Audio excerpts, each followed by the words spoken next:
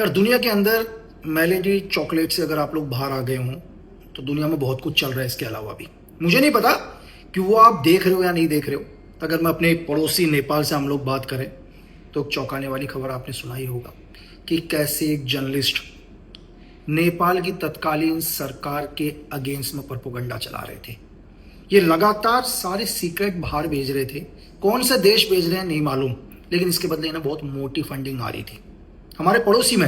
ये मैं आपको क्यों बता रहा हूं यार, क्योंकि हमारी सीमाएं लगती हैं। अगर नेपाल के अंदर कुछ भी तख्ता पलट होता है तो उसका असर हमारे देश में भी देखने को मिलेगा, क्योंकि मैंने आपसे बोला कि हमारी सीमाएं लगती हैं और जिस भी देश के साथ जिस देश की सीमाएं लगती हैं विवाद हमेशा उनसे ही होता है। और आप थोड़ा सा और पाकिस्तान में चल लीजिए।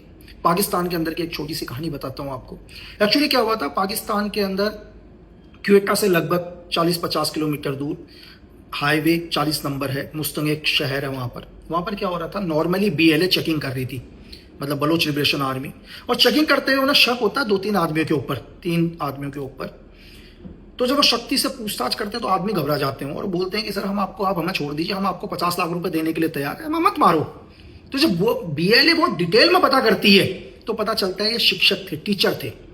तो BLA को लगता है नहीं, बोला अगर आप शिक्षक हैं तो आप तो यार हमारे बलोच के लोगों को एजुकेट कर रहे हैं, पढ़ा रहे हैं, तो आपका दर्जा हमारे लिए ईश्वर जैसा है। ये BLA बोलती है और ये बात पता चल जाती है ISI को।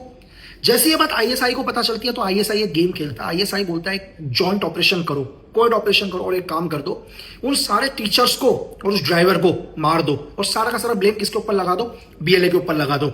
और ये इंटेलिजेंस BLA को भी मिल जाती है कि पाकिस्तान की ISI एक जॉइंट ऑपरेशन करने वाली है ग्राउंड के ऊपर और इन टीचरों को मार देगी और नाम किसके ऊपर लगाएगी, हमारे ऊपर नाम लगाएगी। क्योंकि बलोच लिबरेशन आर्मी को पूरी दुनिया के अंदर कैसे बदनाम किया जाए, क्योंकि आपको पता है 2025 में अमेरिका ने खुद ने ही एक आतंकवादी संगठन घोषित किया है। और आपको पता है ISI के जॉइंट ऑपरेशन में फायरिंग होती है लगातार। BLA के 2 जवान इसमें घायल होते हैं, लेकिन फिर भी वो उन टीचरों को और उस ड्राइवर को सेफ हालत में बाहर निकालते हैं। ये तो हमारे पड़ोसी देश पाकिस्तान से चल रहा है यार। और भी अगर आप देखो तो आपने सबने सुना होगा, जहां एक तरफ डोनाल्ड ट्रंप बात कर रहे हैं कि नहीं दुनिया के अंदर शांति होगी, हमारे को युद्ध नहीं चाहिए। क्यों? क्योंकि नवंबर में इलेक्शन है, इलेक्शन जीतने, लेकिन युद्ध को बंद भी नहीं होने देना। इसका सबसे अच्छा उदाहरण है यूक्रेन का।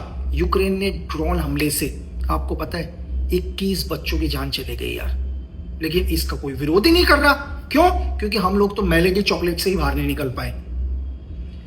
21 बच्चों की हत्या और न्यूज को बिल्कुल ही दबा दिया गया। और यह हत्या क्यों करी?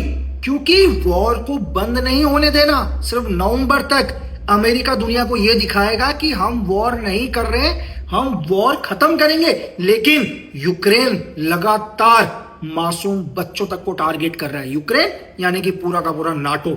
तो मैं आपसे हमेशा कहता हूं कि आप लोग मुझे बहुत बोलते हो कि सर इंटरनल मामले में बात करो, देश के अंदर बहुत चीजें चल रही हैं, लेकिन अगर हमारी सीमाएं सुरक्षित नहीं रहेंगे तो हम अंदर की कितना भी बात कर लें उससे क्या होगा यार, आप मुझे बताओ ना।